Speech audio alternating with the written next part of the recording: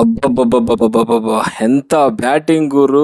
Office ಮುಗಿಸ್ಕೊಂಡು ಬರೋಷ್ಟೊತ್ತಿಗೆ second inning ಮುಗಿಸೇ ಬಿಟ್ಟವರಲ್ಲ ಗುರು.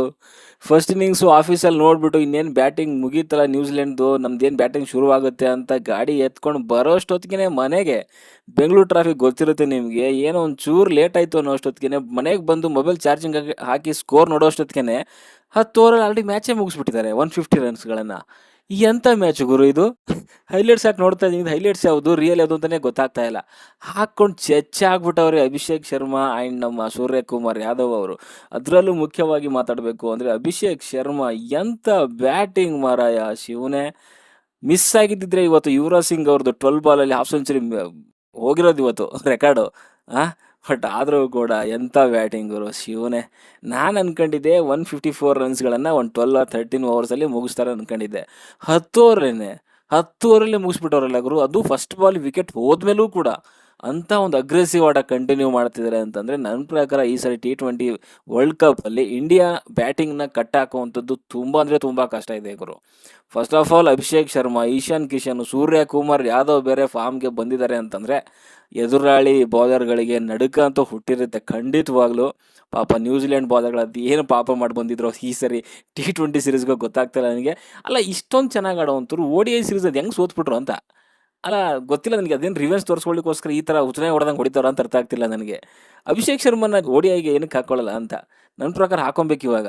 ಆಡಲಿ ಅಲ್ಲಿ T20 ಒಂದು ಇದರಲ್ಲಿ ಆಡಲಿ, ಹೊಡಿಲಿ, ಡಬಲ್ ಸೆಂಚುರಿ ಹೊಡಿಲಿ. ನನ್ನ ಪ್ರಕಾರ ODIದಲ್ಲಿ ಏನಾದರೂ ಅಭಿಷೇಕ್ ಶರ್ಮಾ ಓಪನಿಂಗ್ ಮಾಡಿದ್ರೆ, ಒಂದು ವೇಳೆ ಕಚ್ಕೊಂಡ್ರೆ 300 ಫಿಕ್ಸು ಪಕ್ಕ. ಇದು ಮಾತ್ರ ಬರೆದಿಟ್ಕೊಂಡ್ಬಿಡಿ. ಬಟ್ ಇವತ್ತಿನ ಮ್ಯಾಚಲ್ಲಂತೂ ನಿಜವಾಗ್ಲೂ ಧೂಳಿ ಪಟ ಮಾಡಾಕ್ಬಿಟ್ರು ನ್ಯೂಜಿಲೆಂಡ್ ಬೌಲರ್ಗಳಿಗೆ. ಲಾಸ್ಟ್ ಮ್ಯಾಚಲ್ಲಿ ಡಿವ್ ಇತ್ತು ಅದಿತ್ತು ಅಂತ ಸುಮಾರು ಕಾಮೆಂಟೇಟರ್ಸ್ಗಳು ರಿವ್ಯೂಸ್ಗೆಲ್ಲ ಹೇಳ್ತಾ ಇದ್ರು. ಬಟ್ ಈ ಮ್ಯಾಚಲ್ಲೂ ಕೂಡ ಹಂಗೆ ಹೊಡಿತಾರೆ ಅಂತಂದರೆ ನಿಜವಾಗ್ಲೂ ಅದ್ಭುತನೇ ಗುರು. ಯಾರ್ದು ನೋಡಿ ಅಲ್ಲಿ ಬೌಲರ್ಸ್ಗಳದ್ದು ಒಬ್ಬರದು ಕೂಡ ಅಲ್ಲಿ 14 ಕೆಳಗಡೆ ಇಲ್ವೇ ಇಲ್ಲ. ಎಲ್ಲರದು ಕೂಡ ಒಬ್ರು 19 ಇದೆ, ಒಬ್ರು 17 ಇದೆ, ಒಬ್ರು ಇಲ್ಲಿ ಮಿಕ್ಕಿದವ್ರದಂತೂ 14 ಇದೆ ಎಲ್ಲರದು. 14 ಒಳಗಡೆಗೆ ಅಲ್ಲಿ ಎಕಾನಮಿ ರೇಟ್ ಯಾರ್ದು ಇಲ್ವೇ ಇಲ್ಲ. ಎಲ್ರಿಗೂ ಕೂಡ ಹಾಕೊಂಡು ಸರಿಯಾಗಿ ವಾಚಿದ್ದಾರೆ ಅಲ್ಲಿ. ಅಭಿಷೇಕ್ ಶರ್ಮಾ, ಈಶಾನ್ ಕಿಶನ್, ಸೂರ್ಯಕುಮಾರ್ ಯಾದವ್.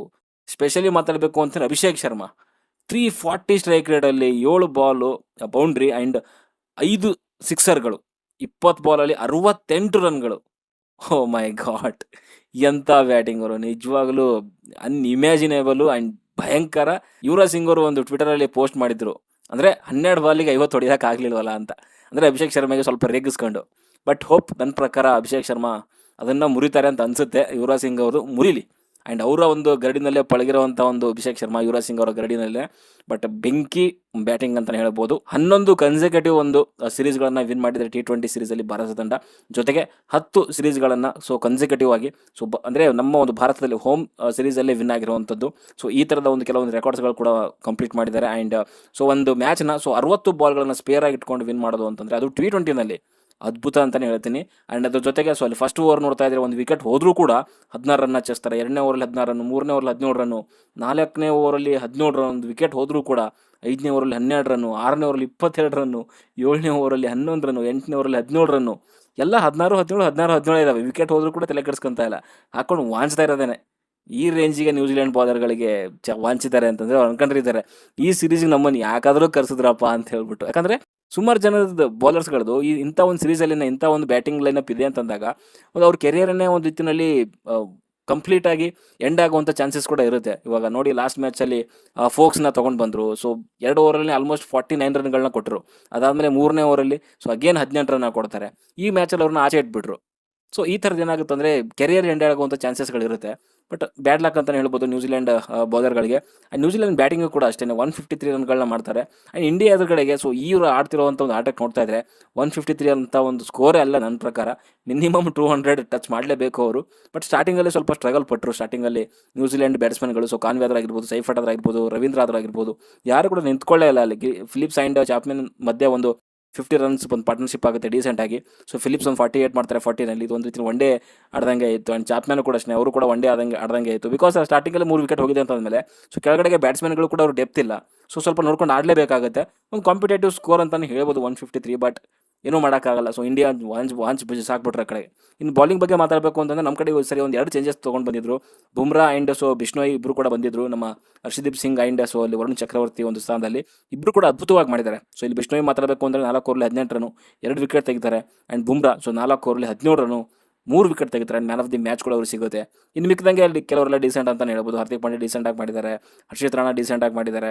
ಬಟ್ ಕುಲ್ದೀಪ್ ಯಾದವ್ ಸ್ವಲ್ಪ ದುಬಾರಿ ಆದರು ಅಂತಲೇ ಹೇಳ್ಬೋದು. ಸೊ 3 ಓವರಲ್ಲಿ 32 ರನ್ನು. ಆ್ಯಂಡ್ ಶಿವಮ್ ದುಬೆ, ಸೊ ಅವರು ಇವತ್ತು ಸ್ವಲ್ಪ ದುಬಾರಿ ಆಗಿದ್ದಾರೆ. ನಾರ್ಮಲಿ ವಿಕೆಟ್ ತೆಗಿತಾರೆ, ಬಟ್ ಇವತ್ತಿನ ಪಂದ್ಯದಲ್ಲಿ 2 ಓವರಲ್ಲಿ 24 ರನ್ ಕೊಟ್ಟು ದುಬಾರಿ ಆದರು ಅಂತಲೇ ಹೇಳ್ಬೋದು. ಸೊ ಒಟ್ಟಾರೆ ಮಾತಾಡಬೇಕು ಅಂತಂದರೆ ನ್ಯೂಜಿಲೆಂಡ್ ಬಾಲರ್ಗಳಿಗೆ ಅಭಿಷೇಕ್ ಶರ್ಮಾ ಆ್ಯಂಡ್ ಇಶಾನ್ ಕಿಶನ್ ಆ್ಯಂಡ್ ಸೂರ್ಯಕುಮಾರ್ ಯಾದವ್ ಹಿಗ್ಗ ಮುಗ್ಗ ಬಾರಿಸ್ಬಿಟ್ಟಿದ್ದಾರೆ. ಆ್ಯಂಡ್ ಅವರು ಇನ್ನೂ ಚೇತರಿಸ್ಕೊಳ್ಳುವಂಥದ್ದು ತುಂಬ ಕಷ್ಟನೇ ಇದೆ. ಆಲ್ಮೋಸ್ಟ್ ಇವಾಗ 5 ಮ್ಯಾಚ್ T20 ಸೀರೀಸಲ್ಲಿ. ಸೊ ಇವಾಗ 3 ಪಂದ್ಯಗಳನ್ನ ಗೆದ್ದಂಥ ಭಾರತ ತಂಡ ಈ ಸೀರೀಸ್ನ ಸೊ ತನ್ನ ಒಂದು ತೆಕ್ಕೆಗೆ ತೊಗೊಂಡ್ಬಿಟ್ಟಿದೆ. ಇನ್ನೆರಡು ಮ್ಯಾಚಸ್ ಇದೆ. ಸೊ ಮೇ ಬಿ ಒಂಚೂರು ಎಕ್ಸ್ಪೆರಿಮೆಂಟ್ಗಳನ್ನ ಮಾಡ್ಬೋದು ಅಂತ ಅನ್ಕೊಂತೀನಿ. ಸೊ ಕ್ಲೀನ್ ಸ್ವೀಪ್ ಆದರೂ ಕೂಡ ಆಶ್ಚರ್ಯ ಪಡುವಂಥ ವಿಚಾರ ಏನಿಲ್ಲ. ಯಾಕಂದರೆ 5 ಮ್ಯಾಚು ಭಾರತ ತಂಡ ಗೆಲ್ಲುತ್ತೆ ಅಂತ ನನಗೆ ಅನಿಸ್ತಾ ಇದೆ. ಆ್ಯಂಡ್ ಸೊ ನೋಡೋಣ ಏನೇನಾಗುತ್ತೆ ಅಂತ. ಓಕೆ, ಸೊ ಸದ್ಯಕ್ಕೆ ಈ ವಿಡಿಯೋದಲ್ಲಿ ಇಷ್ಟೇ. ವಿಡಿಯೋ ಇಷ್ಟಂದ್ರೆ ಲೈಕ್ ಮಾಡಿ, ಶೇರ್ ಮಾಡಿ, ಚಾನಲ್ ಸಬ್ಸ್ಕ್ರೈಬ್ ಮಾಡ್ಕೊಳ್ಳಿ ಅಂತ ಹೇಳ್ತಾ ಮುಂದಿನ ವಿಡಿಯೋದಲ್ಲಿ ಸಿಗೋವರೆಗೂ ಬಾಯ್ ಬಾಯ್.